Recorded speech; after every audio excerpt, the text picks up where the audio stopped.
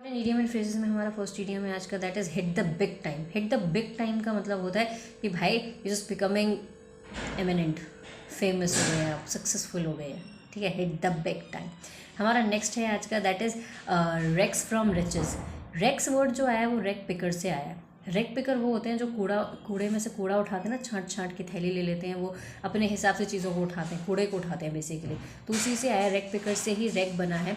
तो रेक का मतलब होता है गरीबी से आप अमीरी की तरफ जा रहे हो, तो रेक्स फ्रॉम रिच का मतलब ही यही होता है कि आप जो है rise from poverty to wealth, ठीक है, अमीर से गरीब हो रहे हो आप, रेक्स फ्रॉम रिचेस, इसका मतलब ये होता है गरीबी से अमीर बन रहे हो आप, ठीक है।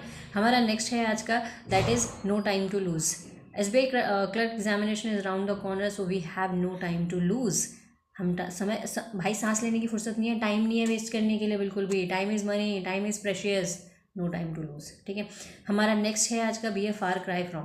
B a far cry from का मतलब होता है बेसिकली बहुत ही डिफरेंट चीज़ें होना, बहुत ही अलग अलग चीज़ें होना। इसके लिए आप एक इडियम भी और यूज़ कर सकते हो, that is comparing apples with orange. English के प्रोनाउन चैप्टर में एक रूल होता है ग्रामर का, वो ये होता है कि सब्जेक्टिव केस का जो कंपैरिजन होता है वो सब्जेक्टिव के साथ होता है, और ऑब्जेक्टिव केस का जो कंपैरिजन होता है वो ऑब्जेक्टिव केस के साथ ही होता है। तो एप्पल का कंपैरिजन भी एप्पल के साथ ही होगा ना,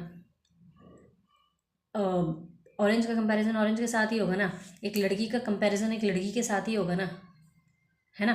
तो लेकिन ईडीएम क्या बोलते हैं, कंपेयरिंग एप्पल्स विद ऑरेंज, यानी कि दो अलग डिफरेंट चीज़ों को आप कंपेयर करने की कोशिश करो, एकदम ही डिफरेंट होना, ठीक है। हमारा नेक्स्ट ईडीएम है आज का, that is go belly up. Go belly up का मतलब होता है फेल हो जाना कम्प्लीटली, ठीक है। इसके लिए एक ईडीएम और यूज़ कर सकते हो आप, go down in the flames.